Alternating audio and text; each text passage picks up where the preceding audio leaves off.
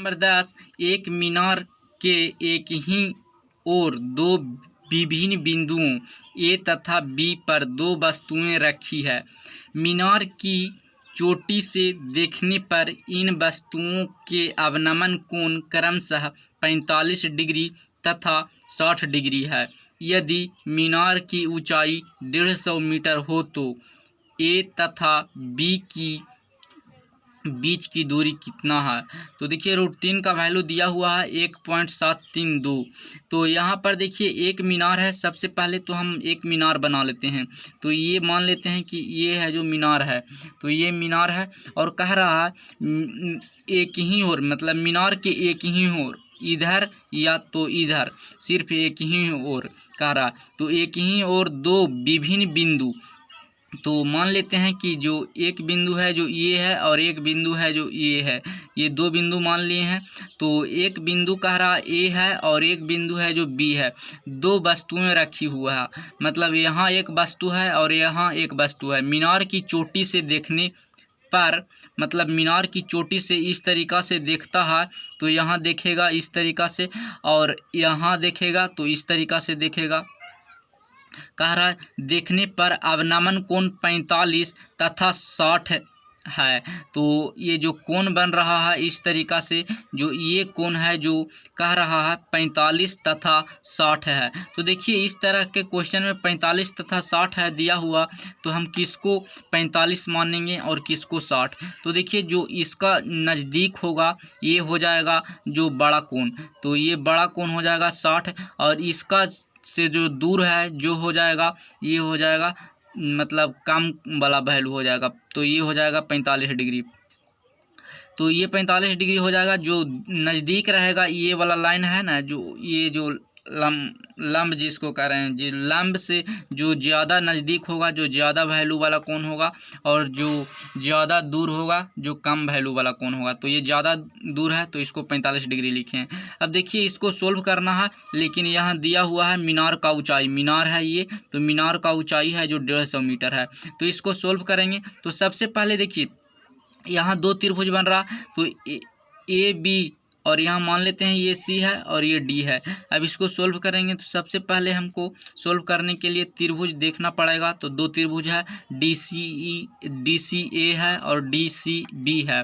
तो देखिए कोई त्रिभुज से सोल्व कर सकते हैं। तो यहाँ पर हम त्रिभुज ए सी डी, और यहाँ पर एक है जो डी सी बी है।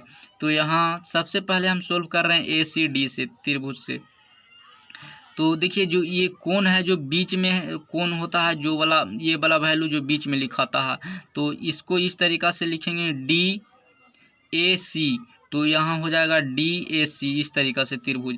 अब देखिए tan थीटा का फार्मूला लगाएंगे तो tan 60 हो जाएगा यहाँ पर। तो tan 60 बराबर हो जाएगा लंब बटा आधार, तो लंब हो जाएगा 150 मीटर और आधार कितना हो जाएगा सी ए हो जाएगा। और tan 60 का मान है जो कितना होता है, तो tan 60 का मान है जो √3 होता है, तो √3 हो जाएगा और 150 बटा सी ए हो जाएगा। और ये √3 से कटेगा, ये कटेगा तो यहाँ हो जाएगा 50 √3 हो जाएगा, इस तरीक़ा से हो जाएगा। अब ये सी ए का वैल्यू तो हमको पता चल गया 50 √3। अब देखिए यहाँ से यहाँ तक हमको वैल्यू पता चल गया है 50 √3 सी ए का वैल्यू है यहाँ से यहाँ तक। अब देखिए यहाँ से यहाँ तक का वैल्यू पता चल जाएगा, तो इसको में से हम माइनस कर देंगे ये वाला वैल्यू। तो ये वाला वैल्यू हमको पूछ रहा है, ए तथा बी का बीच का दूरी पूछ रहा है। तो देखिए इसका जो वैल्यू है यहाँ से यहाँ ये 150 मीटर हो जाएगा।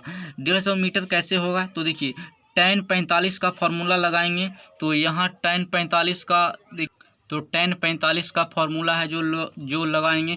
तो यहाँ देखिए त्रिभुज, यहाँ त्रिभुज डी और बी सी में, डी बी सी में, तो डी बी सी में करेंगे सोल्व तो tan 45 लगाना पड़ेगा। तो tan 45 डिग्री इजिकल टू हो जाएगा कितना हो जाएगा, तो लंब बटा आधार, लंब हो जाएगा 150, आधार हो जाएगा सी बी, तो सी बी यहाँ लिखना पड़ेगा।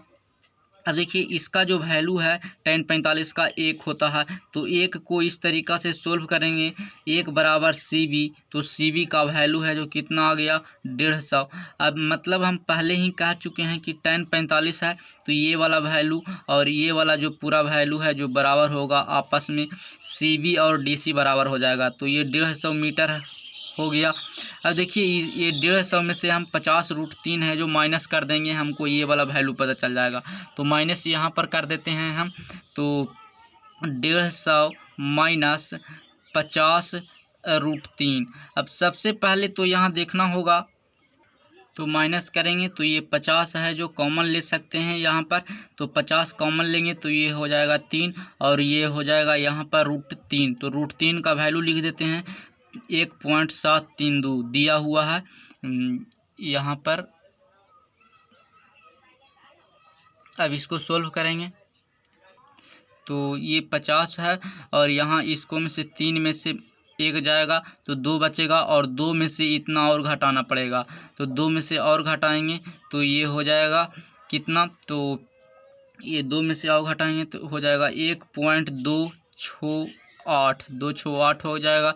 ये दशमलव हटेगा तो यहाँ 1000 हो जाएगा और 1000 हो जाएगा यहाँ पर 1 पर 3 0 और ये इस तरीक़ा से कट जाएगा। तो ये जो 5 है यहाँ पर इसको गुना कर देंगे इसको में, और नीचे ये जो 100 है तो 2 अंक के बाद दशमलव दे देंगे। तो देखिए गुना कर देते हैं, 8 5 40 हो जाएगा, तो 40 के 0 हो जाएगा और ये 5 से तो 6 5 30 और 4 34 हो जाएगा और यहाँ पर 6 से हो गया तो 12 5 60 है और 60 और ये 30 था तो 34 था तो 3 बचा हुआ था तो 60 और 3 63 हो जाएगा। तो इस तरीक़ा से हो जाएगा और ये जो 2 अंक ये 00 है, ये 20 है तो इसके जगह पर 2 अंक के बाद दशमलव, तो 63.40 इसका सही आंसर हो जाएगा। तो यहाँ से यहाँ तक का जो दूरी है जो हो जाएगा 63.4 मीटर, 63.4 मीटर। तो यहाँ पर हम लिख सकते हैं 63.4 मीटर, जो ऑप्शन नंबर ए में दिया हुआ है।